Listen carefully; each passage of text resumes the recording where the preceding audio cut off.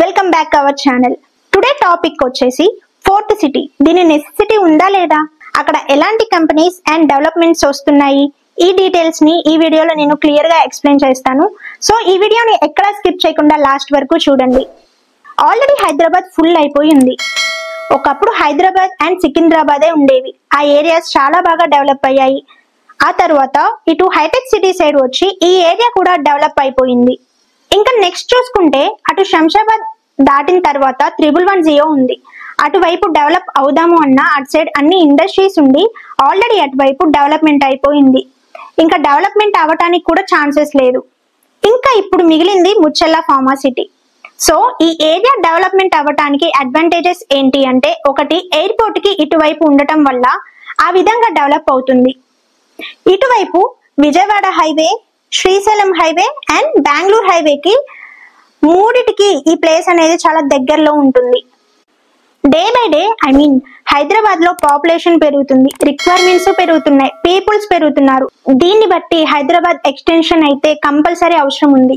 Already ఇప్పుడు ఏదైతే సికింద్రాబాద్, హైదరాబాద్ ఉందో దీన్ని మించి సైబరాబాద్ డెవలప్ అయిపోయింది. So this is the best area develop అవ్వడానికి. సో ఇప్పుడు ఈ ఏరియాలో రాబోతున్న డెవలప్మెంట్స్ ఏంటి అంటే, ఆల్రెడీ ఫార్మా సిటీ కోసం 9000+ ఎకర్స్ ని వీళ్ళు పెద్ద ఎత్తున ల్యాండ్ ఎక్విజిషన్ అయితే చేశారు. అండ్ అక్కడ యంగ్ ఇండియన్ స్కిల్ యూనివర్సిటీని కూడా పెట్టబోతున్నారు. కరెంట్లీ ఉన్న నేషన్ అకాడమీ ఆఫ్ కన్స్ట్రక్షన్ నుంచి ఇక్కడికి అది రీలొకేటెడ్ చేస్తూ ఇక్కడ ఇండియా అండ్ అబ్రాడ్ లో ఉన్న కన్స్ట్రక్షన్ రిక్వైర్మెంట్స్ ని మీట్ అయ్యే స్కిల్ టాలెంట్ ని కూడా ఇక్కడ పెట్టడానికి ప్లాన్ రెడీ చేస్తున్నారు. ఆల్సో ఇక్కడ ఫార్మా సిటీలోనే 1000 ఎకర్స్ లో హెల్తీ సిటీ లా డెవలప్ చేస్తున్నారు. అంటే అక్కడ మెడికల్ టూరిజం డెవలప్ చేసే ప్లానింగ్ లో ఉన్నారు.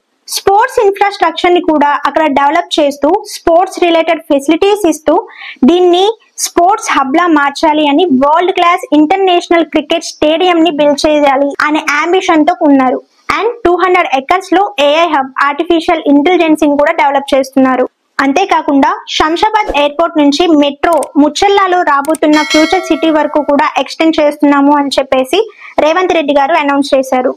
సో ఫ్యూచర్ లో మంచి హాస్పిటల్ ట్రీట్మెంట్ కోసమైనా, జాబ్ కోసమైనా, స్కిల్ నేర్చుకోవడం కోసమైనా అన్ని కమింగ్ ఫ్యూచర్ సిటీలోనే డెవలప్ చేస్తున్నారు. అంతేకాకుండా అక్కడ గల్ఫ్ క్లబ్ ని కూడా డెవలప్ చేసే ప్లానింగ్ లో అయితే ఉన్నారు. సో ఇప్పుడు ఇమీడియట్ గా ఇన్వెస్ట్మెంట్ చేయాలి అని అనుకుంటే మనం హైవేకి దగ్గరలో ఇన్వెస్ట్మెంట్ చేయడం అనేది చాలా బెటర్ అవుతుంది. శ్రీశైలం హైవే ఆల్రెడీ ఎక్స్పెన్షన్ కూడా చేస్తున్నారు. ఈ హైవే డైరెక్ట్ గా తిరుపతి వరకు కూడా కనెక్టివిటీ అవబోతుంది. ఆల్రెడీ దీనికి సంబంధించిన వర్క్ కూడా స్టార్ట్ చేశారు. హైవేకి దగ్గరలో ఉన్న ఏరియాస్ చూస్తే అంటే మహేశ్వరం దాటిన తర్వాత మనకి Rachalur, Kandukur, Kadthal until regional ring road వరకు కూడా ఈ ఏరియాస్ లో ఎక్కడ ఇన్వెస్ట్మెంట్ చేసుకున్నా కానీ బాగుంటుంది. అంటే ఫ్యూచర్ లో మనకి రిటర్న్ ఆన్ ఇన్వెస్ట్మెంట్ అనేది కూడా చాలా మంచిగా మనం ఎక్స్పెక్ట్ చేయొచ్చు.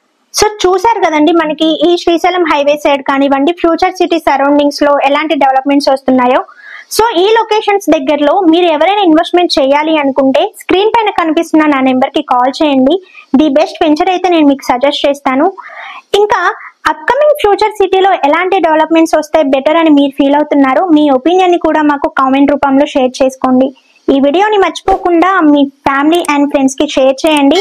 ఇలాంటి మరెన్నో ఇన్ఫర్మేటివ్ వీడియోస్ కోసం మా ఛానల్ ని సబ్స్క్రైబ్ చేసుకోండి. Thank you for watching. See in the next video.